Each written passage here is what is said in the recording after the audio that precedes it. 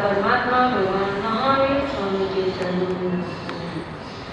उन्हीं के आगे में विचरण करने वाले हिमालय शिखर स्वरूप मोम आस्था के आनंद पूज्य आचार्य भगवान गुरुदेव मुनि महाराज की पावन स्मृति में प्रतिपल नमन वर्तमान आचार्य प्रवर डॉक्टर श्री शिव मुनि महाराज मेहमान मुख्य प्रवर्तक पूज्य गुरुदेव श्री कोमल मुनि महाराज वर्षितक आराधिका परम पूज्य मुनिमया श्री विजय प्रभा जी महाराज अत्रस्त विराजिता मुनिमया के पावन सरोज में वंदना अभ्यर्थना प्रेषित करते हुए पितृ पिताओं मातेश्वर माताओं भाई जीवन को महान उत्कृष्टता की ओर बढ़ाने के लिए जीवन के अंतिम ध्येय मोक्ष को प्राप्त करने के लिए जन्म मरण की श्रृंखला से मुक्त होने के लिए परम पिता परमात्मा प्रभु महावीर की दिव्य देशना जिससे अनेक भव्य प्राणी तिरे हैं, तिर रहे हैं और वर्तमान में तिरते रहेंगे।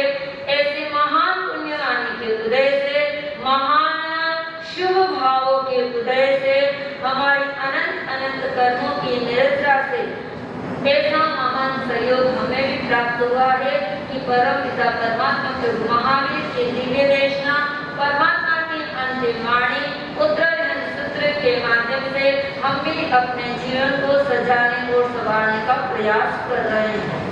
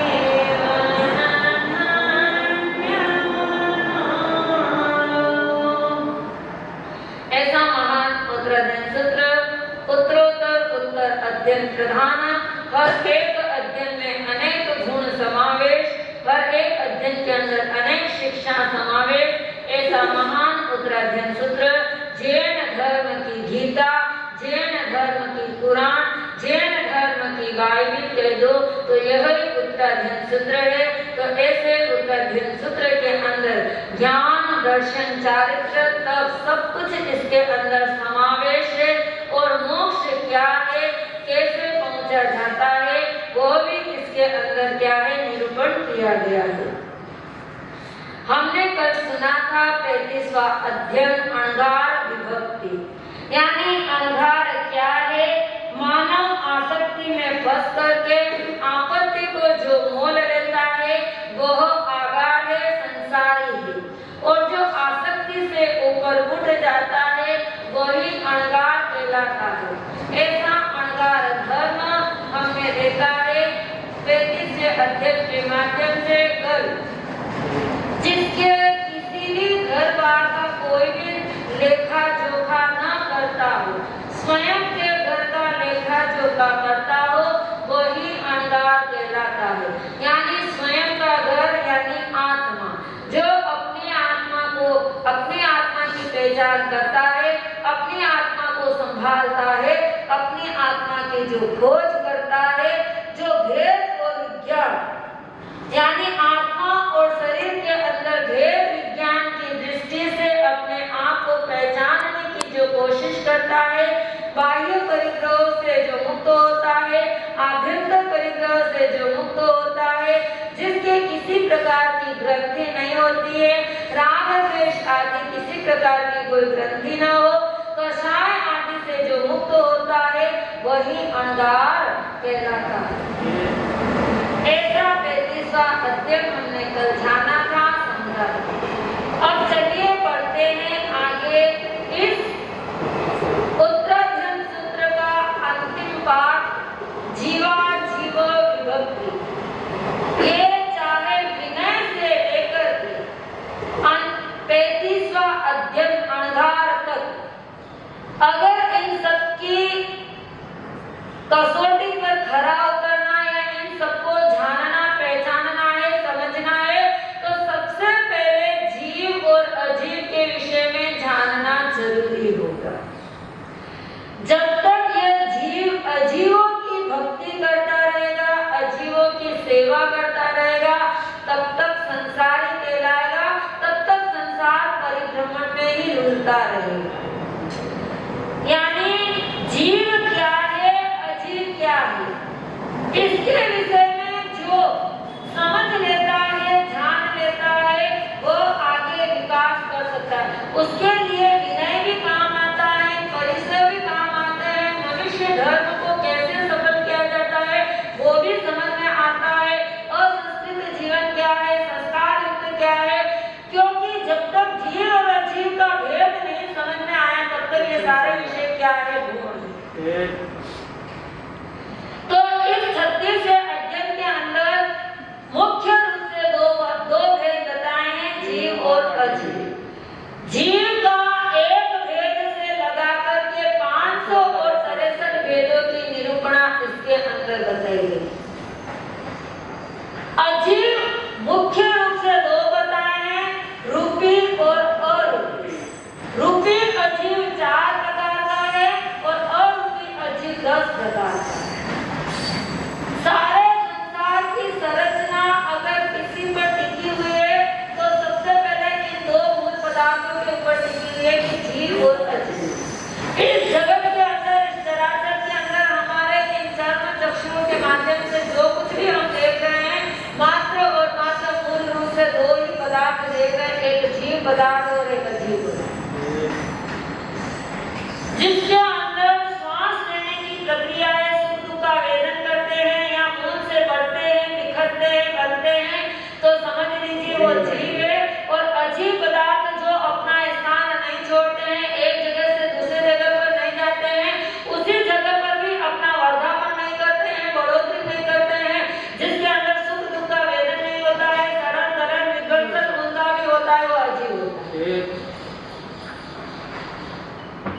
तो सारे पदार्थ यानी संपूर्ण सृष्टि दो पदार्थों पर ही टिकी। दूसरी बात, संपूर्ण सृष्टि 6 द्रव्यों के ऊपर संचालित है। धर्मास्तिकाय, अधर्मास्तिकाय, आभासास्तिकाय, कालद्रव्य, जीवास्तिकाय, रुद्रास्तिकाय।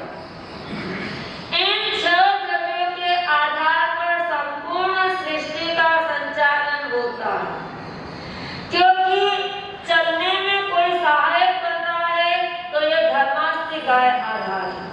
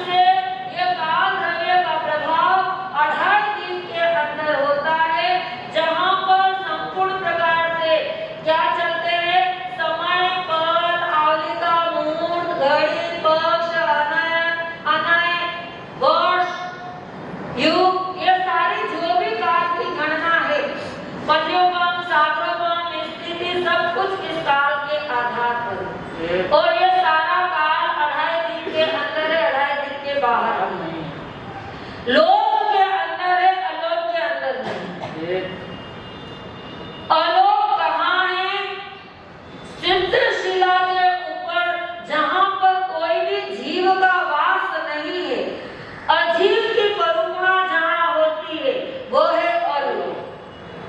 फिर इसके अंदर बात आती है, यहाँ तक भेद हो जाते हैं। उसके बाद में जीव के अनेक भेद मैंने पहले ही बताया, 1 से लगा करके 500 तक। मनुष्य भी 3 तरह के होते हैं, देवताओं के भी अलग अलग भेद होते हैं, नारकी के अलग अलग भेद होते हैं। 7 प्रकार की नारकी होती है, उनके गोत्र अलग होते हैं। फिर उसके बाद में तिर्यंश में अनेक प्रकार के भेद होते हैं। तिर्यंश के अंदर भी स्थावर, सूक्ष्म, त्रस, ये सारे भेद तिर्यंश के अंदर। स्थावर के अंदर पृथ्वी काय से लेकर के वनस्पति काय तक स्थावर। त्रस आता है बेंद्री से लेकर के पंचेंद्री के अंदर भी सन्नी और असन्नी दोनों। उसके अंदर भी झरझर, स्तरझर, खेचर, उत्कर्षण, भूकर्षण, ये सारे। फिर उसके बाद में देवताओं की भी कैटेगरी आती है, देवताओं का भी विभाग आता है, तो वो भी 4 प्रकार के देवता बताइए। भवनपति, ज्योतिष्य, महामंत्र और वैमानिक। इनके भी अलग अलग भेद, उपभेद है। ऐसे पर्याप्त अपर्याप्त करके 198 भेद देवता के, 303 भेद मनुष्य के, 348 कुल मिलाकर के, और नारकी के 7, पर्याप्त और अपर्याप्त 14। इस तरह से जीव के 500 और एक तरफ से देखा जाता है जीव का एक भेद उपयोग लक्षण चेतना युक्त। 2 लक्षण होते हैं, संसारी और सिद्ध। तो सिद्ध जिनका अशरीरी हो गया हो, जो अगुरु लघु हो गए हो, जहाँ जन्म नहीं, जरा नहीं, मरण नहीं, भय नहीं, रोग नहीं, शोक नहीं, दुख नहीं, दारिद्र्य नहीं, गर्व नहीं, काया नहीं, मोह नहीं, माया नहीं, जागर नहीं, ठाकर नहीं, भूख नहीं, तृषा नहीं, यानी कुछ भी नहीं है, मात्र ज्योत में ज्योत जो विराजमान है। जिस स्थान पर विराजमान है वो सिद्धों का स्थान है। और सिद्धों का स्थान भी कितना लंबा चौड़ा, जितनी लंबाई चौड़ाई हमारे 2.5 दीप की है। 2.5 दीप कितने योजन का है? 45 लाख योजन का 2.5 दीप है। उसी के ऊपर समलम 45 लाख योजन की सिद्ध शिला बनी हुई है। इसीलिए जहाँ इस 2.5 दीप के अंदर अंदर जहाँ से जो जीव अपने कर्मों को क्षय करके मुक्त दशा को प्राप्त होता है, तो मात्र अ, ई, उ, री, री इतने अक्षर बोलते हैं, इतने से समय में वह जीव अपने स्थान सिद्ध स्थान को प्राप्त हो जाता है।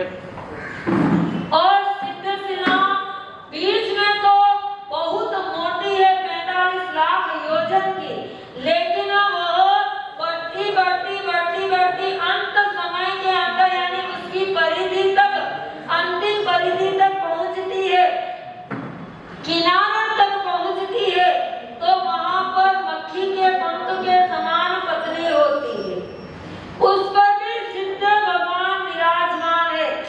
मक्खी का पंख, ये चद्दर का तो पल्लू बहुत मोटा होगा, इससे भी पतला, कई गुनी पतली, इतनी पतली होकर के भी उसके ऊपर सिद्ध भगवान विराजमान है, क्योंकि हल्के फुल्के, किसी प्रकार का वजन नहीं है। वजन कब होता है? जहाँ पाप कर्म होते हैं, जहाँ कषायों की कालिमा होती है, जहाँ कर्मों का कचरा होता है, वहाँ वजन होता है। और सिद्ध परमात्मा, सिद्ध भगवान सारे कर्मों के कचरे को हटा करके हल्के हो जाते हैं, इसलिए ऐसे स्थान पर भी उनका क्या हो जाता है? उन्हें स्थान मिल जाता है। अब देखिए यहाँ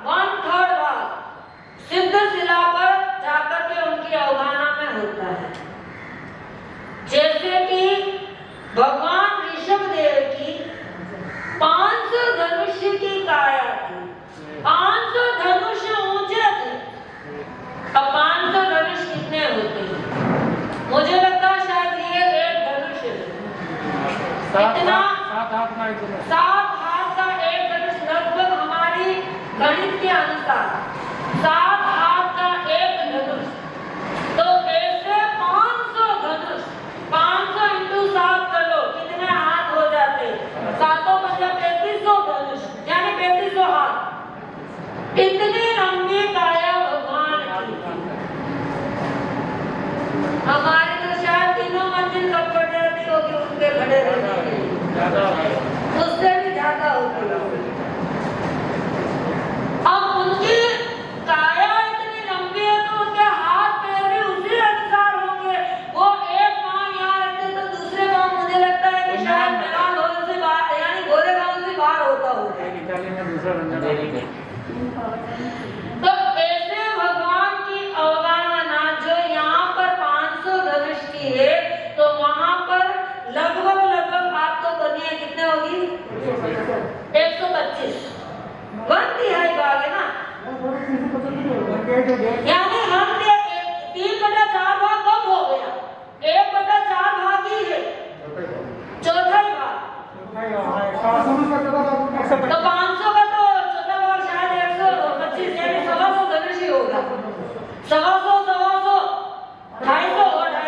500 हाँ, तो 125 धनुष की अवगाहना वहां पर है सीधे सीधा पर। तो हम कल्पना भी नहीं कर सकते हैं। हम बोलते हैं नमो अनंत 24 यानी अनंत 24 भगवान हो गए, सीधा अनंत करोड़ यानी अनंत करोड़ क्या हो गए, सिद्ध हो गए, और वो उसी 43 लाख योजन की उस परिधि के अंदर ही।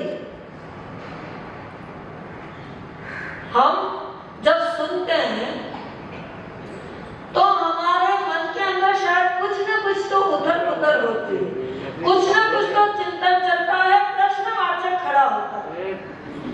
इतनी सी जगह 45 लाख योजन की जगह पर अनंत यानी सिद्ध अनंत करोड़ क्या हो गए, सिद्ध हो गए, और वहां पर सब आनंद में रह रहे, सुख में रह रहे, शाश्वत सुखों का खजाना प्राप्त किया हुआ है। कैसे संभव हो सकता है? पर हम परमात्मा की वाणी को सतशः स्वीकार करते हैं, निसंकोच स्वीकार करते हैं, निसंकल्प जिनेहि पवयन्। हे परमात्मा, आपकी वाणी निसंका यानी शंका रहित है। हम उसमें किसी प्रकार से क्या नहीं करते हैं, तर्क नहीं करते। तमेव सत्यम निसंकम जिनेहि पावयन्, यानी हे परमात्मा तुम्हारी वाणी सत्य है, किसी प्रकार का उसके अंदर क्या नहीं है, तर्क नहीं है, प्रश्नवाचक नहीं। ऐसे जीव अजीव का भेद संयमी यानी संयमी संयम को तभी स्वीकार कर सकता है जब वह जीव अजीव की परुपणा समझता है। 10वें कालिक सूत्र के अंदर भी आया है, जीवा जीवेहि यानी जीवा अजीवे यानी जीव अजीव के भेद को जानना, जीव अजीव के भेद को समझना।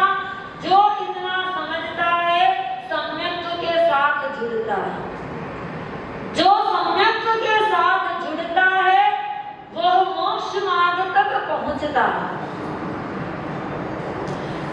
यहाँ पर चाहे देवों की हो चाहे नारकी की हो, दोनों की काय स्थिति और वर स्थिति दोनों की बराबर बताई। तो काय स्थिति अलग है, वर स्थिति अलग है, लेकिन यहाँ पर दोनों की बराबर बताई। नारकी जीवों की स्थिति आपके बहुत कठिन लग रहा होगा, पर लेकिन मैं वो धीरे धीरे बता रही हूँ, शांति से, थोड़ा थोड़ा समझ में आए मुझे, क्योंकि यह चीजें जब तक हम थोकों के अंदर नहीं जाते हैं, थोकों का अध्ययन नहीं करते हैं, तब तक सारी बातें हमारे ऊपर से निकलती है। कल जितना मैंने फास्ट से बताया उतना मैं आज आपको इतना जल्दी जल्दी नहीं बताया, क्योंकि थोड़ा थोड़ा समझना भी जरूरी है। नारकी जीवों की भव स्थिति और काय स्थिति, देवों की भव स्थिति और काय स्थिति दोनों की जगन्य 10,000 वर्ष मिनिमम आयुष्य, कम से कम आयुष्य, जगन्य 10,000 वर्ष, उत्कृष्ट 33 सागरोपम की। कल परसों 2 दिन पहले मैंने सागरोपम बताया था। सागरोपम क्या होता है?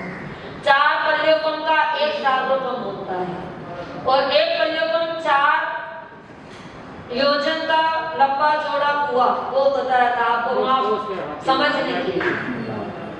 तो ऐसे 1 सागरोपम में 4 पल्योपम का 1 सागरोपम होता है। ऐसे 33 सागरोपम की स्थिति नारकी की भी होती है और देवता की भी होती है। दोनों की स्थितियां बराबर है, पर लेकिन एक सुख का आस्वाद लेता है और एक दुखों को भोगता है। स्थितियां दोनों की बराबर है, भव स्थिति और काय स्थिति। मत्था एवं मन्नामी पदार्थों महात्मा पुरुषों की सदा का जय हो, विजय हो। महात्मा पुरुषों की सदा का जय हो, विजय हो। गुणेशाय सभी के मन आए, वंदन करो दिगोतों के पाठ से, वंदन करो दिगोतों के पाठ से। आप बड़े ज्ञानी सुनावे जिन वाणी, निराले भव प्राणी आए हैं बड़े भाव से। वंदन करो दिगोतों के पाठ से, वंदन करो दिगोतों के पाठ से। सभी एक साथ बोलेंगे मत्था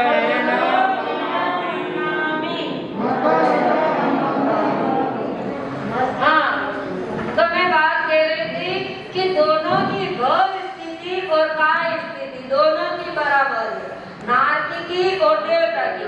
जगन्य से जगन्य नारकी को भी 10,000 वर्ष भुगतने पड़ते हैं और देवता को भी जगन्य से जगन्य 10,000 वर्ष पूर्ण करने पड़ते हैं। और उत्कृष्ट से उत्कृष्ट 33 सागरोपम की नारकी की भी है और देवता की भी है।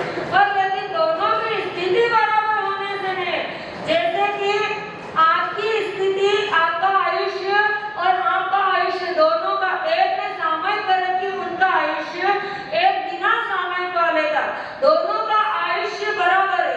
एक धर्म के साथ जुड़ने वाला सम्यक की और एक धर्म को मानता ही नहीं है, मिथ्यात्व है, उसको धर्म रुचता ही नहीं है। दोनों की आयुष्य बराबर है, पर लेकिन दोनों की आयुष्य बराबर होने से जीवन सही मायने में नहीं चलता है। जीवन तो जो किसने किस रूप में जिया है, कैसा जिया है, उसके ऊपर आंकलन किया जाता है कि इसने जीवन कैसा जिया और इसने जीवन कैसा जिया। जो धर्म ध्यान के साथ जुड़ा है, सम्यक दशा को जिसने प्राप्त किया है, उसका जीवन सुखपूर्ण होगा, पुण्यानुबंधी पुण्य होगा। और जिसने धर्म को जाना ही नहीं, पहचाना ही नहीं, मात्र मिथ्यात्व दशा के साथ ही रहता है, धर्म रुचता ही नहीं है, उसकी आयुष्य भी उतनी है, पर लेकिन वो दुख रूप में है। आगे का वो दुख रूप में हो। उसी तरह से नारकी और देवता का आयुष्य भी बराबर है, लेकिन एक महान घोरा दुखों के साथ जुड़ता है और एक उच्चतर सुख के साथ में क्या होता है, जिनकी गति, स्थिति, दिव्य बातें सब कुछ आगे से आगे, ऊपर से ऊपर क्या होती है, उज्जवल से उज्जवल होती है, उत्कृष्ट होती है। तो ऐसे इस अध्ययन के अंदर नारकी का जीव से लेकर के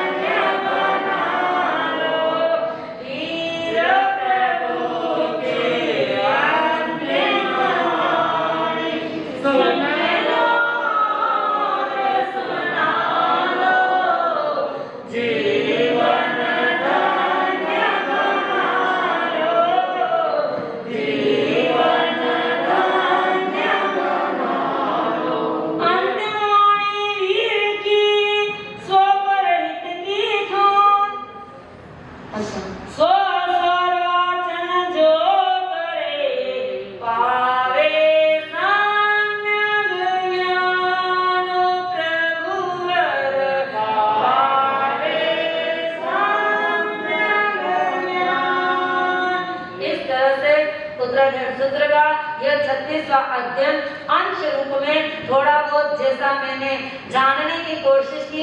गुंडी मैया ने तो मुझे बहुत कुछ बताया, समझाया, पर जितना मेरी भाव बुद्धि से जितना मैं समझ पाई उतना भी नहीं बता पाई हूँ। फिर भी आगे समय के साथ इसको और कैसे विस्तृत करने के भाव रखेंगे, समय के साथ बढ़ेंगे। आज हमारा संक्षिप्त रूप से थोड़ा थोड़ा पूर्ण हुआ, मैं इसको पूर्णाहुति नहीं दूंगी, इसका आज आगे से नहीं पढ़ेंगे। और 36 अध्ययन का एक बार नाम हम कल पूरे रूप से लेंगे और कल ही हम इसको क्या करेंगे, समाप्ति की ओर ले जाएंगे, पूर्णता की ओर ले जाएंगे। इसी भाव के समक्ष आपके इसी भाव के साथ गुरु ने आपके समक्ष पधार चुके व अपने अपने वाणी के द्वारा किस तरह से आपको रसा साधन कराकर समय से बदल देगा। इस भाव के साथ जय गुरु रमेश जय गुरु मक्का एवं उन्नति सुख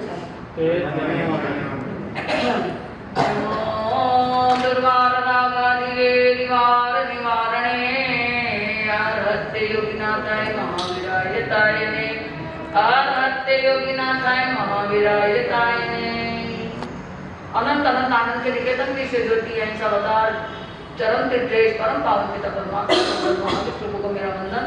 अनंत अनंत आस्ते अमृत पुरुष हृदय परम पूज्य प्रतिपद अभिवंदनीय परम पूज्य आचार्य भगवान अनंत अनंत कर गुरुअंबे सबै गुरु माता प्रेम को वंदन। उपस्थित सज्जनों आचार्य मोटे माताओं को हम जानना चाह रहे थे संसार के जितने भी पदार्थ हैं, चाहे जीव में हो चाहे अजीव में हो, मुख्य पदार्थ दो, जीव और इस उत्तरायण का 36वां अध्ययन जो आपके सामने प्रारंभ हुआ है उसमें दो ही बातें हैं, जीव की और अजीव। जीव की पहचान, अजीव की पहचान, जीव और अजीव दोनों की जान पहचान जिसको है वो जैन। अब इसको जानने के लिए उत्तरायण का 36वां अध्ययन है और इसमें सब कुछ है और आप सब भी इसमें। और अंतिम में भगवान ने ये कहा था इसके बाद इसके बाद में अध्ययन चला था, भगवान ने प्रारंभ तो किया था लेकिन पूरा नहीं। कौन सा अध्ययन है वो? अपृक्त व्याकरण का। उसमें माता मनुदेवा का क्या दिया? नाम दिया। सबसे पहले इस अवसर काल में थोड़े समय केवल ज्ञान, यानी लंबा समय दिया तो बहुत, लेकिन केवल ज्ञान प्राप्त करने के बाद बहुत थोड़े समय में मोक्ष प्रदान। और पहली माता हुई और उन्होंने चिंतन किया ये मेरे पूर्व भव की दादी, क्योंकि भरत महाराज का बेटा था ना, उसके बाद में तो इन्होंने सब कुछ किया, गिरना चढ़ना इसके बाद में सीखा। पूर्व की दादी, मेरी दादी इस अवसर काल के मोक्ष मार्ग में सबसे पहला पद चिन्ह है तो मोरा देवी। और केवल ज्ञान किसको हुआ? सबसे पहले केवल ज्ञान किसको हुआ? भगवान ऋषभ देव जी को पहले केवल ज्ञान हुआ। मोक्ष पधारी तो मोरा देवी माता।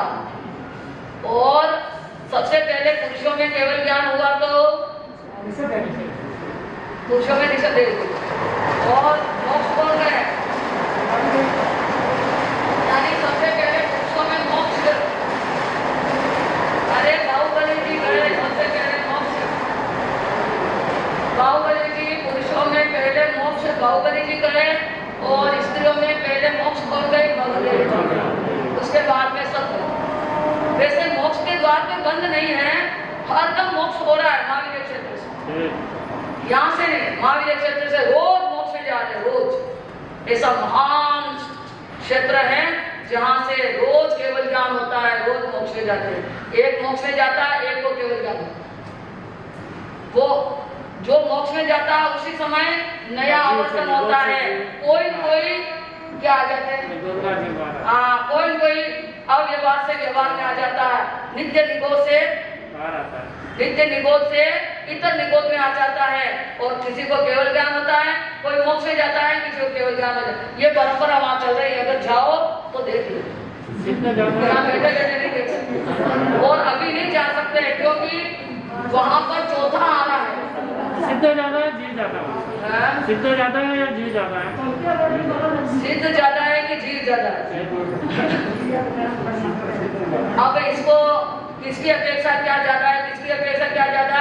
विज्ञानुबोध का जो ठोकरा है उसमें अपन देखेंगे तो संसारी ज्यादा है, संसारी ज्यादा है। कितने हैं? वो असंख्यात गुना। अब ये विज्ञानुबोध एक एक बोल को अपन समझेंगे, एक एक बोल को समझे ना तो भी कितने ही दिन लग जाए। ये पूरा ठोकरा। अब अपन अलग बैठेंगे ना तो इसके ऊपर चर्चा करेंगे, अभी नहीं कर सकते। तो इस तरह से जीवों के विषय में जानना तो बहुत कठिन है, और जिन्होंने जानना प्रारंभ कर दिया ना उसके लिए फिर बाहर आना भी कठिन है। कोई अंदर घुस गया ना तो उसको निकलने की इच्छा भी नहीं होती। थिएटर में जाते हो ना, 3 घंटे का जेल में, 3 घंटे का जेल है, वहां पर हिल भी नहीं सकते और आराम बैठे रहना पड़ता है। वहां से अब उठ के जाना ही कठिन है, रास्ता बंद है। यहाँ तो आओ ना, नहीं ध्यान में समझ में नहीं आवे तो उठे ना टेल। तो वहां पर जाने के बाद में जब देखने में लग जाते हो ना तो फिर बाहर जाने की इच्छा नहीं होती। उसी तरह से हमें इन ठोकरों के अंदर इस आध्यात्मिक ज्ञान में अगर अलग चले जाएंगे, अंदर चले जाएंगे तो बाहर आने की इच्छा नहीं। तो बस अब मुझे अंदर मेरे को जो चाहिए, जिस स्थान को मुझे जाना चाहिए वहां मैं आ गई। आप मुझे वापिस वहां नहीं करना, जहाँ मेरा जन्म हुआ मुझे वहां नहीं करना। एक नियम तो ये ले लो। आजकल जन्म कहाँ होता है? घर में होता है या? हाँ, आपका सबका जन्म हॉस्पिटल में ही हो, घर में भी हो तो फिर घर में नहीं मरना, स्थान में मरना। कहीं पर भी कभी भी हो तो मरते वक्त हॉस्पिटल में जा जाओ, हॉस्पिटल अस्पताल में नहीं जाना, स्थान में आ जाओ। बस जो स्थान में आ जाए उसको सही स्थान मिल जाए, और जो हॉस्पिटल में जाए, अन्य स्थान में जाए, वो अन्य स्थान में भटकते रहे। तो आपको किस तरह से जहाँ जिसका जन्म हुआ इस अध्ययन के विषय में बता रहे हो, आपको क्या करना वो नहीं। जहाँ जन्म हुआ वहां नहीं मरना, ऐसी जगह मरना है कि जहाँ पर जन्म मरण ही नहीं चाहिए। तो इस तरह से आपको आए गए हो, वैसे वाली बात आए गए हो तो अब थोड़ा तो पचकान लेते जाओ तो ठीक है, खाली जाओ ना तो अच्छा। तो जहाँ जन्म हुआ वहां नहीं मरे। ऐसे नहीं राजस्थान में जन्म हुए तो राजस्थान में नहीं, महाराष्ट्र में मरा, ये नहीं, ऐसा गलत सोच लो। तो इसलिए महाविद्य क्षेत्र में चौथा आना है, और चौथा आना भी कितना लंबा है? 20 यानी 42,000 वर्ष कम 1 करोड़ करोड़ सालों को, 1 करोड़ करोड़ 42,000 वर्ष कम। अब अतो लंबो चौथा आना, और चौथा आना कौन से सितंबर से प्रारंभ हुआ? अरे अजितनाथ जी भगवान से, ऋषभदेव भगवान और भरत चक्रवर्ती तो तीसरे आरे में हुए, तीसरे आरे के अंत में, और ये अजितनाथ जी भगवान चौथे आरे में प्रारंभ में हुए। और वहां पर चौथा आरा चल रहा कहाँ पे? हाँ, वो भगवान महावीर के समय का चौथा आरा नहीं है, वो वहां पर अजितनाथ जी भगवान के समय का चौथा। अब चौथे आरे में जिसका जन्म होता है, और यहाँ पर भी चौथा आ रहा है, और वहां पर भी चौथा आ रहा है, तो इधर यहाँ से सीधे मर करके वहां जा सकते। अब यहाँ कौन सा आ रहा है? तो अब यहाँ से मरने वाला कितना भी आप उपाय करे, कितना भी आप तपस्या करे, साधना करे, पर यहाँ पर अगर आपकी मृत्यु हुई है तो आपको देवलोक में पहले जाना पड़ेगा, वहां से सीधा महाविद्या में नहीं जा सकते। क्यों? कौन सा आरा चल रहा वहाँ?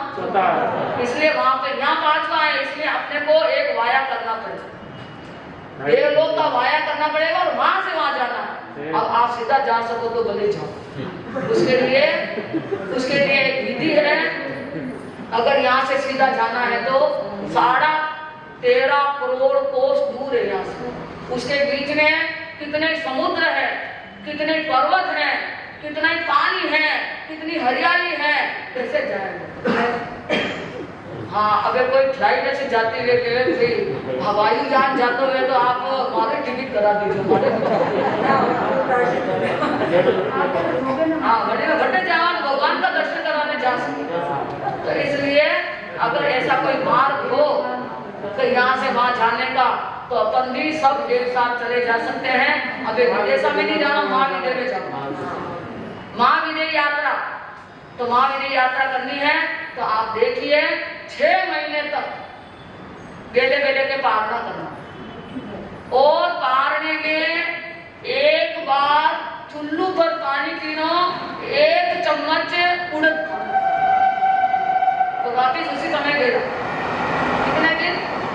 6 महीने तक अगर ये साधना करें तो शायद हो सकता है कि हम यहाँ से सीधे महाविद्य में, जो भी आपा नहीं जा सका हो, कोई देवता आन मदद करे कि भाई मैं ले जाऊँ आपने महाविद्य क्षेत्र में, तो जा सकेंगे। कोई देवता की आराधना किए, वो देव आकर के आपको कहे कि मैं आपकी क्या सेवा करूं, तो आपको एक ही बात कहना है कि मैंने इसी उद्देश्य से यह तप किया है कि मुझे श्रीमंत स्वामी भगवान के क्या करने हैं। अगर वो देवता अगर सच्चे मन से आपने ये आराधना की है तो सम्यक देव आपके सामने जुड़ता है और कहता है मैं करा सकता हूँ, तो दर्शन करा सकते हैं, महाविद्य क्षेत्र में जा सकते हैं। वापिस वटे नहीं रह सको बटे जान के अभी तो मैं अटक गया हूँ तो नहीं चलता, क्योंकि जहाँ पर जन्म हुआ ना वहीं पर तो वो ऐसा। तो इस तरह से बहुत सारी बातें, तो ये अभी तक 36वां अध्ययन पूर्ण नहीं हुआ है, कुछ अंश रह गया है, उसको जानने के लिए हमें दोबारा कोशिश करनी पड़ेगी। मैं एक बात ये जान रही हूँ कि आज का समय इन बातों का रुचि नहीं लेता है, इन बातों में रुचि कि संसार में आजकल बहुत प्रभुता बढ़ गई,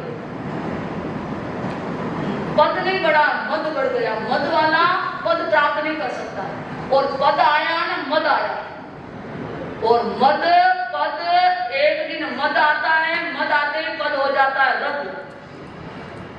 फिर क्या पद के साथ मद आएगा, पद और मद दोनों सगे भाई आए बिना नहीं रहते, पद और दोनों ही सगे भाई। पद आया नहीं ना मद आया, और मद आवे तो जीवन ले जावे रद्द, कोई कर्तव्य नहीं। कोई भी पद आपने लिया है, मैं तो कहूँ कि पद लेना नहीं चाहे, कोई देवे प्रेम तो ले लो, कोई आपकी योग्यता और आपका आजकल तो पद ने लिए लड़ाया भगवान भाई, अरे ऐसी लड़ाई करो तो करो ना अपने आप से कि अरिहंत मैं पहला बढ़ूं, अरिहंत मैं पहला बढ़ूं, करो। लेकिन संसार का पद नहीं करो, कहीं पद तो रद्द है, लेकिन उन पदों के लिए इतना अखड़ा बना देते हैं डर मुक्ति को। तो इसलिए कहने का अर्थ है कि आप देख लीजिए, लघुता से प्रभुता मिले न प्रभुता से प्रभु दूरी। किसी नैतिक वाक्य के द्वारा किसी ने ऐसा ही कह दिया है कि वास्तव में सही भी है कि आप लघुता, जितना हल्कापन होगा आपका, जितना आप हल्के होंगे किसी पापों से, कषायों से, जितने हल्के होंगे ना उतने आपको ऊपर चढ़ने का अवसर मिलेगा। आप जानते हैं लोहा एक इतना बड़ा कास्ट लकड़ी लकड़ी, इतना बड़ा लकड़ी का वो बंट है, पानी में डाल दोगे तो क्या होगा? तिरेगा ना, पानी में डाल दो लकड़ी कास्ट, पानी में डालें तिरेगा, उसके ऊपर थोड़ा सा लोहा लगा दो, फिर डालो पानी में, क्या होगा? बेटा गिरेगा। तो इतना सा लोहा भी इतना बड़ा है, बहुत बड़ा लकड़ी का एक खंभा है, अगर उसको पानी में छोड़ दिया तो वो गिरेगा ही गिरेगा, कभी नहीं। लेकिन थोड़ा सा भी आपने क्या लगा दिया, लोहा उसके ऊपर लगा दिया तो डूब जाए। ये लोहा ही कषाय है, ये आपको डूबेने का कार्य करता है। मैं सब कुछ नहीं हूँ, मेरे से भी बहुत कुछ, मैं निम्न हूँ, मेरे से बहुत सारे कुछ। ऐसा अगर किसी के मन में भाव है ना, वो हल्का, वो लघु है, हमेशा लघुपन सोचना चाहिए। आप इस बात को समझने के लिए देखिए, बहुत सारी बातें हैं। एक जगह राजा को ऐसी कमी लगी अपने प्रजा, अपने सभा में, कि सब कुछ मेरी सभा में है, मुझे बच्चों का भी बड़ा सम्मान मिलता है, प्रजाजनों का भी बहुत आदर मिलता है, और कोई शिकवा नहीं, कोई शिकायत नहीं, कोई परेशानी नहीं, परिवार परिवार से सब आनंद के घड़ी हैं। लेकिन आप जानते हैं सुख समृद्धि सुविधा सब प्राप्त होने पर भी हमारी चिंता विशेष बढ़ जाती है कि इसकी रक्षा कैसे, ये बात समझ में आ रही ना। लेकिन कमी को नहीं देखते हैं, मेरे पास से इतना हो गया पर ये कैसे स्थिर रहे, इसके लिए हमें बहुत परेशानी होती है।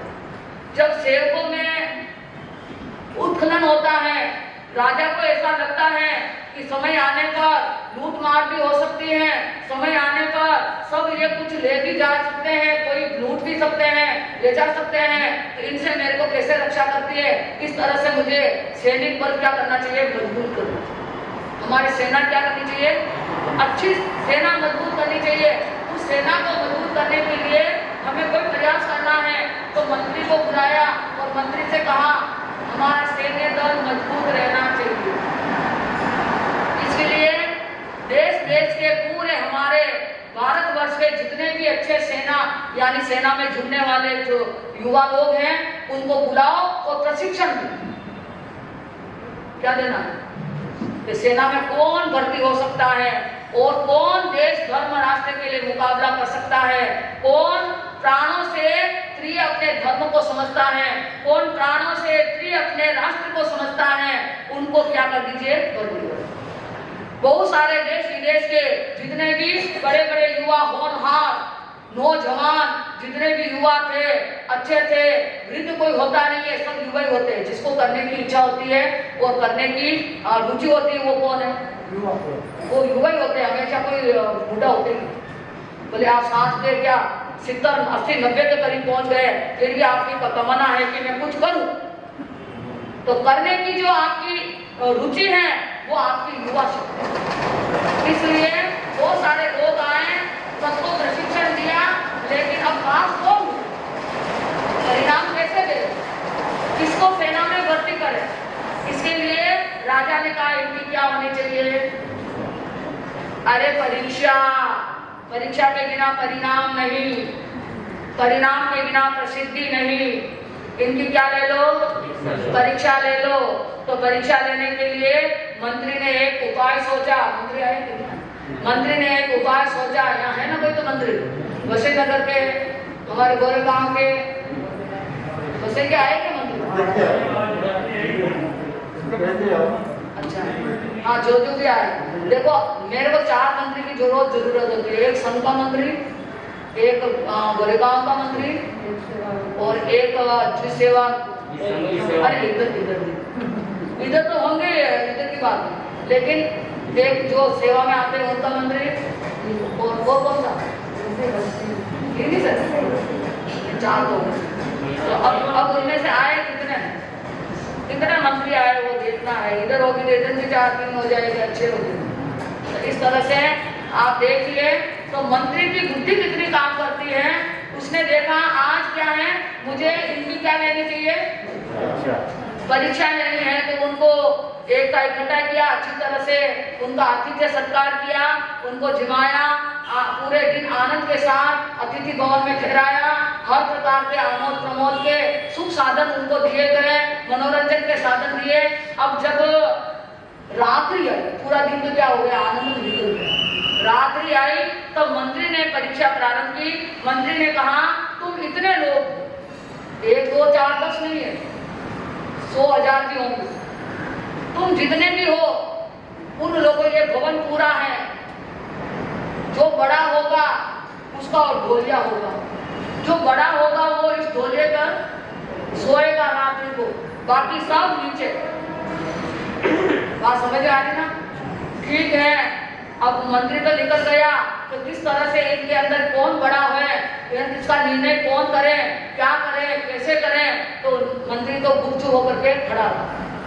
अब उनमें सब में मैं बड़ा हूँ, वो कहता मैं बड़ा हूँ, वो कहता मैं बड़ा हूँ, सब अपने आप को क्या मान रहे, और सब इसी तरह से वो अतिथि भवन नहीं, एक अखाड़ा बन गया। क्या बन गया, अखाड़ा बन गया। वो तो के मैं बड़ा हूँ, वो के मैं बड़ा हूँ, वो के न तो कोई सोया, न किसी को रात को आनंद आया, कुछ भी नहीं। पूरी रात भर निकल गई और मंत्री ने अपना सिर फोड़ा, हाय कैसा ये कैसी यह परीक्षा, लोगों में कोई एक दूसरे के प्रति कोई मैत्री भावना नहीं, आदर की भावना नहीं, किसी को सम्मान की भावना नहीं। वो कह रहा मैं बड़ा हूं, वो कह रहा मैं बड़ा हूं। बताओ तेरा जन्म कब हुआ, कितनी बजे हुआ, सुबह हुआ, शाम हुआ, दिन में हुआ कि 1 घंटे पहले हुआ कि 1 मिनट पहले हुआ। अभी 2 बच्चे हो रहे, किसी के 2 बच्चे युगल से होते हैं, उनमें भी बड़ा छोटा तो होता है। हाँ, तो एक सेकंड को भी पहले आगे बच्चे हो जाए तो बड़ा कौन होता है। हाँ, तो ये ऐसी गंदी लगा रहे। बोल तेरा जन्म उसी दिन हुआ ना, बोल तेरा जन्म किस समय हुआ, कितनी बजे हुआ, कैसा हुआ, ये सब पूरी रात भर। और सुबह उदय हुआ, शरीर सूर्योदय हुआ और उसके साथ में राजा आए। राजा ने कहा मंत्री कहो कौन सेना में प्रविष्ट होने लायक है, तुमने क्या बुद्धि की परीक्षा की है, क्या इनके बलवान की परीक्षा की है, क्या इनका क्या व्यवहार है, किस तरह से है, ये किसी को महत्व देने वाले हैं। इस तरह से उन्होंने कहा महाराज ऐसी प्रतियोगिता रखनी नहीं चाहिए, कोई भी पास नहीं, कोई भी इसके अंदर नहीं है। हाय जब मेरा ये सैन्य बल कैसे मजबूत करूं, कोई भी किसी भी दिन ऐसा दिन आ सकता है जिस दिन हमें किसी के साथ युद्ध करना पड़े, 2 हाथ दिखाना पड़े, कैसे क्या होगा। तो मंत्री ने कहा नाराज न हो, एक बार में कुछ काम सफल नहीं होता है, दूसरी बार और प्रयास करते हैं। प्रयास तो करते ही रहना चाहिए। जब तक हमें ऐसा थोड़ी है एक बार हार जाए तो हाथ मान के बैठ जाए। आज दुकान पे गए और कमाई नहीं हुई तो कल नहीं जाए, कहीं आप नहीं विचार, या फिर दिवाला निकल गया, नुकसान हो गया तो हाथ मान बैठ जाओ, फिर भी कुछ तो करेंगे ना। तो इस तरह से महाराज हारना नहीं चाहिए, परास्त नहीं होना चाहिए, सब कुछ भी और रखते हैं। दूसरी बात जब प्रतियोगिता रखी, इतनी प्यारी सी थी, सबको बुलाया गया, उन जो अभी आए उनको नहीं, सारा एक ही होता है तो एक ही झगड़ा पैदा करता है, कुश्ती लड़ता है, बाएं खींचता है। ऐसे लोगों को स्थान नहीं देना कि जो इस जगह का महत्व ही नहीं समझे। तो ये जगह क्या है, इसके ऊपर शामिल करना है, धर्म ध्यान करना है, क्या इस जगह की कीमत है, क्या इस जगह का महत्व है। इसलिए ऐसे लोगों को नहीं, जो लोग बड़े शांत हो, प्यारे हो, एक दूसरे को महत्व बढ़ाते हैं, एक दूसरे को महत्व करते हैं, उनको सबको बुलाया, उनको भी इसी तरह आतिथ्य सेवा दी और पूरे दिन आनंद आमोद प्रमोद और मनोरंजन के सब साधन दिए। पूरा दिन क्या हो गया और शाम आया और उनके भी ऐसी मखमल की गर्दी बिछाई, एक ही गोलियां। आप सब में कोई तो बड़ा होगा, बराबर कोई नहीं, कोई तो बड़ा हो, पर थोड़ा सा भी हो, शरीर में नहीं, बल में नहीं, आयु में नहीं, आपकी बुद्धि में, ज्ञान में, विवेक में कोई तो। इसलिए राजा मंत्री ने कह दिया तुम्हारे साथ वैसे ही होगा जैसा हम पहले से करते आ रहे हैं। ये जो बड़ा गोलिया है इसके ऊपर बड़ा व्यक्ति सोएगा, बाकी सब इसके नीचे सोएगा। ऐसे ही उन्होंने व्यवस्था कर दी। अब मंत्री गया गुपचुप ऐसे स्थान पर कि जहाँ से सब कुछ दिखाई देता है, सब कुछ सुनाई देता है, पर उनको कुछ नहीं दिखाई देता है कौन हमारी क्या पता। जब वहां पर सब अरे अपने में बड़ा, आप बड़े होंगे सही, मुझे लगता है आप बड़े होंगे, आप बड़े होंगे, आप कितना प्रेम से, नहीं सम्मान आपका होगा, नहीं आप ऊपर विराजे, आप ऊपर पड़े, आप ऊपर पड़े, आप ऊपर पड़े, इस तरह से एक दूसरे को नहीं मैं नहीं बड़ा, मेरे से तो आप साइड हो। बोलो बड़े का महत्व छोटा आंकता, और जो बड़े का महत्व आंकता वो सबसे बड़ा। ऐसा आप देखिए, समय भी हो गया है, लेकिन सुख विपाक सूत्र में सुबाहु कुमार कभी सुना होगा, सुबाहु कुमार की एक साथ 500 राजकन्याओं के साथ में एक साथ शादी हुई, मतलब वो कि एक ही साथ जुटी। ऐसा नहीं कि एक बार एक बार ये ऐसा नहीं। सुबाहु कुमार के पिता अधीन शत्रु राजा, उनके 1000 रानियां थी, लेकिन सबकी शादी अलग अलग दिन हुई, अलग अलग समय में हुई, अलग अलग वर्ष में हुई। तो ये भी बड़ा अच्छा पढ़ा लिखा था सुबाहु कुमार, इसकी बुद्धि और इसका विवेक इतना अच्छा था कि मेरे पिताजी ने 1000 माताएं हैं, मुझे इतना कुछ नहीं करना है, संसार नहीं बढ़ाना है, मुझे तो संसार सीमित करना है। लेकिन जब सुबाहु कुमार पढ़ लिख के योग्य बनकर के राजसभा में आए तो बहुत सारे राजा महाराजा सब कह रहे मेरी राजकन्या, मेरी कन्या अच्छी है, सुबाहु के योग्य, मेरी कन्या सुबाहु के योग्य, मेरी कन्या। अब कितने राजा वहीं बैठे बैठे निर्णय करो, सब वहीं पर बैठे बैठे योजना कर रहे, मेरी कन्या आपके लिए उचित रहेगी। 1 2 3 राजा ने सबको स्वीकार कर लिया कि जो भी अपनी कन्या देना चाहे मैं उसको स्वीकार करता हूँ। जब 500 हो गई तो पास में सुबाहु बैठे थे, पिताश्री बस, पिताश्री बस, अलम ना, आपसे आधे में रखिए, आपसे एक भी ज्यादा नहीं, या आधे से एक भी ज्यादा नहीं। और सुबाहु कुमार इतने जागरूक थे, इतने ऊंचे दिल वाले, विशाल दिल वाले थे कि उन्होंने कहा पिताश्री अगर शादी करवाना है, आप चाहते हैं तो एक समय में एक ही दिन होगी, उसके बाद नहीं होगी। जो कि आपने 500 की स्वीकृति दी है ना, तो आप 500 की एक ही चाहते। क्यों ऐसा क्यों? ऐसा सुविभाग सूत्र ऐसा ही कह रहा है, इसीलिए मैं कह रही हूँ कि एक साथ करने पर आरंभ समारंभ कम होगा, लोग बार बार खाएंगे तो पेट बिगड़ जाएगा, स्वास्थ्य को धक्का लगेगा। आपने तो बार खाओ ना, दिन में 2 बार खाओ, दिन तो पहला आराम है 3 दिन में 1 बार, चौथे दिन यानी 3 दिन के बाद चौथे दिन 1 बार पहला, दूसरे आरे में अरे 2 दिन के बाद तीसरे दिन, और तीसरे आरे में 1 दिन के बाद दूसरे दिन, और चौथे आरे में दिन में 1 बार, और 5वें आरे में दिन में 2 बार, छठे आरे में 12 बार। बोलो कौन से आरे में चल रहे हो? पहले आरे में 3 दिन, चौथे दिन मात्र तुअर जितना आहार करते, दूसरे आरे में बेर जितना, तीसरे आरे में आंवले जितना, और चौथे आरे में 1 बार जितना चाहे उतना अल्प मात्रा में, औषधि के समान, औषधि दवाई, शरीर को भी दवाई दे रहे हैं। आपने 10 दिन की गोलियां देंगे डॉक्टर, ना तो ना तो कॉलेज ठीक करना हो तो 10 दिन की गोलियां एक ही साथ ले लेना, तो फिर क्या है? यही तो कर रहे हैं, 2 जने के एक साथ खा रहे हैं, आप एक हैं और 2 जनों के अधिकार का खा रहे हैं, ज्यादा खा रहे हैं, बार बार खा रहे हैं, बोलो मरोगे नहीं तो क्या है? थोड़ा खाओ ना, खाने की तो बीमारी ज्यादा है, इधर से तो खाओ खूब, उधर से जाओ लो ले गोली दे दे, ये थोड़ी इलाज होता है। इसलिए कहने का मतलब दवाई के समान औषधि लेना। दूसरे आरे, तीसरे आरे में क्या है?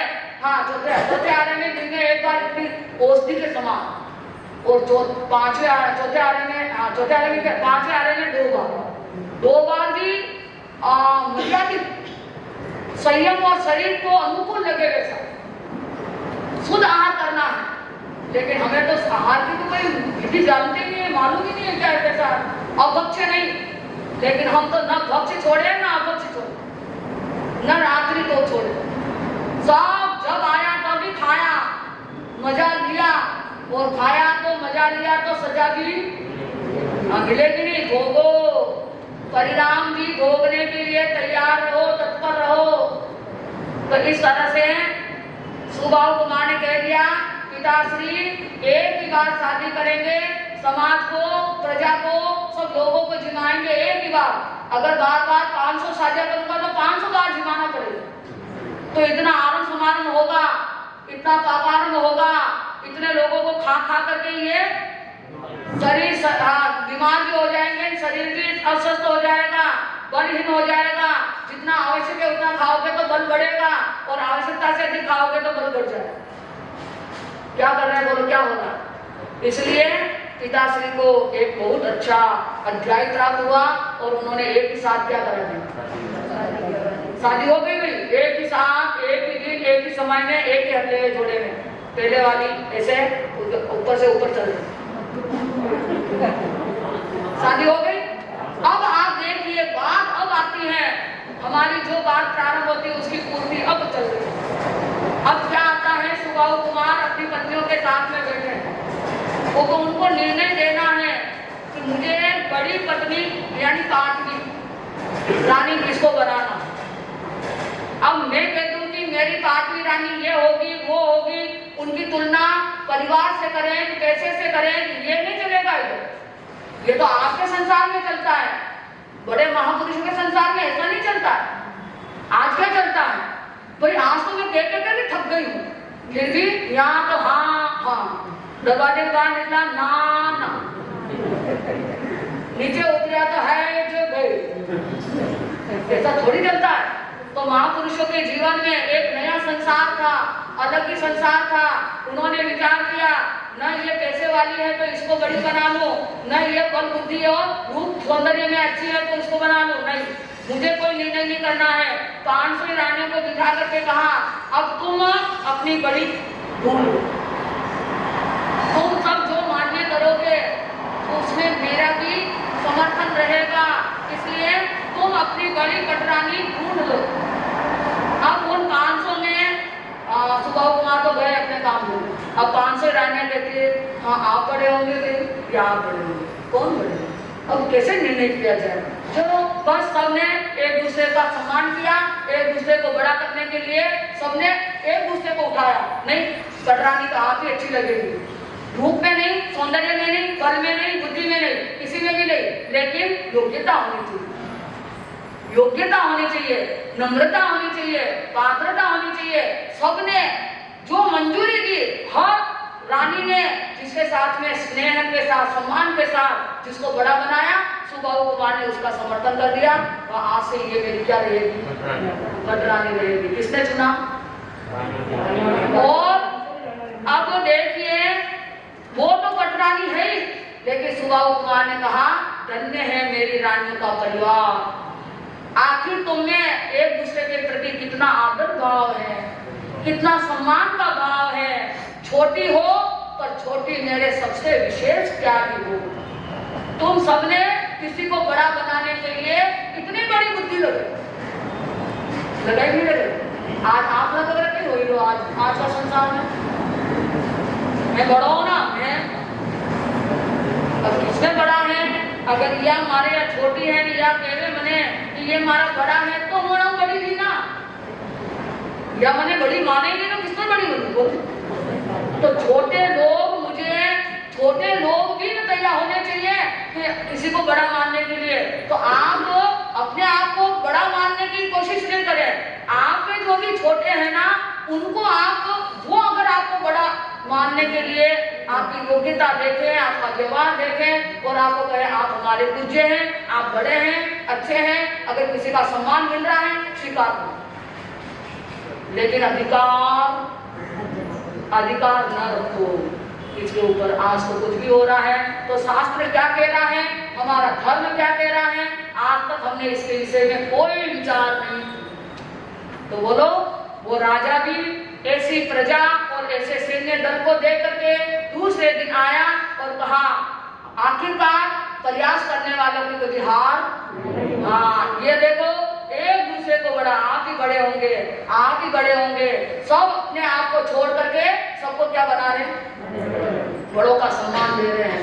आज हम क्या कर रहे हैं? ये बातें सब हमको क्यों कहनी पड़ रही है, किस लिए कहनी पड़ रही है? मुझे लगता है ऐसा ही हो रहा है, इसलिए इसका आपको पूरा ध्यान रखना है। तो ऐसी बातों को ध्यान में रखना है। तो राजा ने भी कहा कि बस अब मेरा सैन्य दल मजबूत रहेगा, सब एक दूसरे को बड़ा मान रहे हैं, सब एक दूसरे को महत्वपूर्ण मान रहे हैं। तो इसका मतलब संसार में स्नेह बढ़ेगा, प्रेम बढ़ेगा, प्यार बढ़ेगा, आनंद हो जाएगा। बोलो, मन होता ही नहीं होता। घर के अंदर भी खेचातान है, मैं कहूँ तो नहीं माने, मारो नहीं माने, चलो छोड़ो, मैं बात ही, ऐसा कुछ नहीं करना है। सब जने जिसको मुखिया बनाए वो बड़ा है, चाहे वो छोटा है आयु में, लेकिन मुखिया उन्होंने योग्यता देख करके बना लिया। तो इस तरह से हमें ध्यान देना है। प्रभुता से प्रभुता मिले, प्रभुता से प्रभु दूरी। अगर आप अपने आप को महत्वपूर्ण समझेंगे तो प्रभु तो आपसे दूर होंगे ही होंगे, तो संसार में भी आपका कोई सम्मान नहीं बढ़ेगा। तो इस तरह से आपको ध्यान रखना है। 10:15 के ऊपर हमारा कांटा चला गया है, आपको ध्यान से आगे बढ़ना है। अब आज नहीं कल, आज आप मजा ले लीजिए, कल कुछ करने की तैयारी कीजिए। प्रेम का आशीर्वाद लेकर के उनसे नम्र हृदय पूरे प्रार्थना करेंगे। आपकी मंगलमय छत्र छाया, आपकी कृपा आशीर्वाद हमारे सब पर, हम सब पर बना रहे, इसी कामना भव्य भावना। ओम शांति शांति शांति। बोलिए भगवान महावीर स्वामी की जय हो। कल का पोषक का नाम लिखा देना है, पोषक करना है कल, वो शाम का पोषक नहीं। जो भी जा रहे हैं, गुरु आरती न कर सके तो रात्रि में करके फिर सोए। गुरुदेव गुरु आरती प्रारंभ। जय जय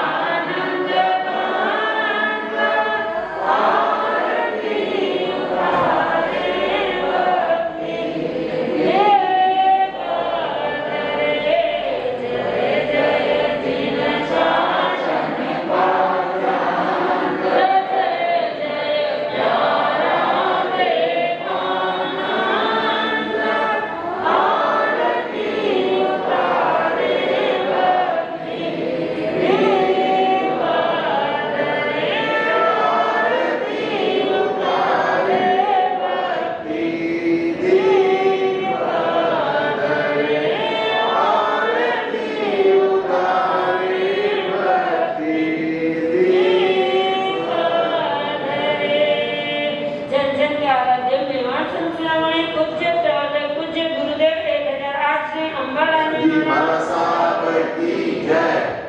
प्रेम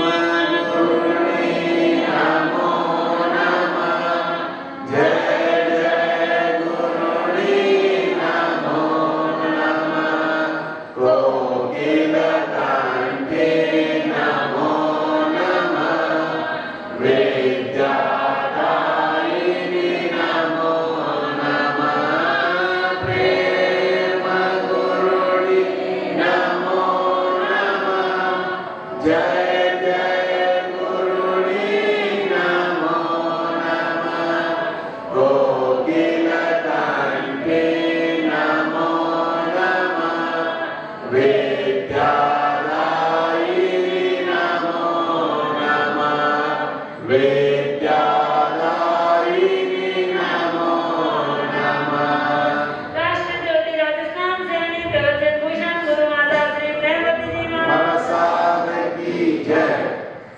धन्य जिनवाणी कृतज्ञता गुरुनी मैया। स्वामी के चरणों में कोटि कोटि वंदन।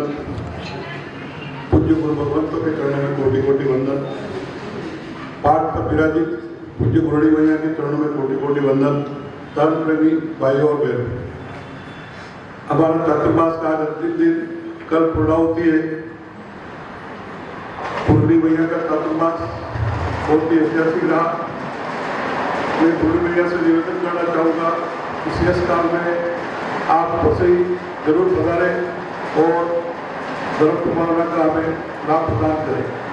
ऐसी मेरी वसई संघ की तरफ से आपसे विनती है कि आप शेष काल में जब भी आपका विचरण का टाइम हो, आप वसई जरूर पधारें और हमें सेवा का अवसर प्रदान करें। जय जिनेन्द्र, जय महाराज। श्रवण मुगा मारू स्वामी के चरणों में सत्सत वंदन नमन। जय आचार्य आत्मानंद देवेंद्र शिव महेंद्र। जय गुरु अम्बे सौभाग्य मगन मदन कोमल। जय गुरु मैया प्रेम हुक्म राज विजय। पाठ पर विराजित विजय लता जी महाराज साहब आदि थाना 3 के चरणों में वंदन नमन। मेवाड़ संघ के सभी पदाधिकारी और धर्म सभा में विराजित सभी को सादर जय जिनेन्द्र।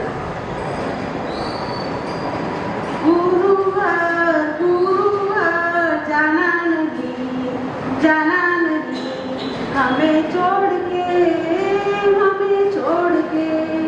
ओ गुरुवर मेरे प्यारे फिर यहाँ आना।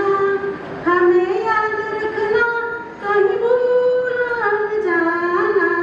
गुरुवर गुरुवर जाना नहीं हमें छोड़ के 4 महीने हमको तुमने ज्ञान दिया। बीत रागवाणी का तुमने दान दिया। सुप्त श्रोताजनों को तुमने आह्वान किया। जीव दया पालन का यहाँ वरदान दिया। ओ गुरुवर मेरे प्यारे फिर यहाँ आना। हमें याद रखना कहीं भूल न जाना।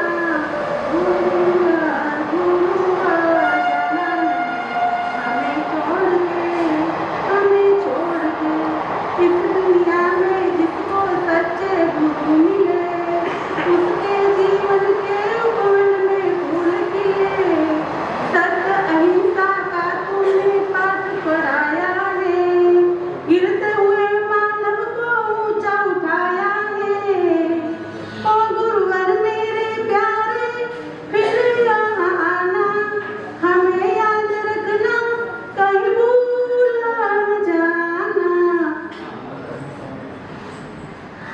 गुरुवर मेरे ज्ञानी मधुर विज्ञानी है। वाणी के जादूगर जिनकी अमृत वाणी है। महावीर का संदेश घर घर पहुँचाया है। प्रेम प्यार से रहो यह गीत सुनाया है। ओ गुरुवर मेरे प्यारे फिर यहाँ आना। हमें याद रखना कहीं भूल न जाना। गुरुवर गुरुवर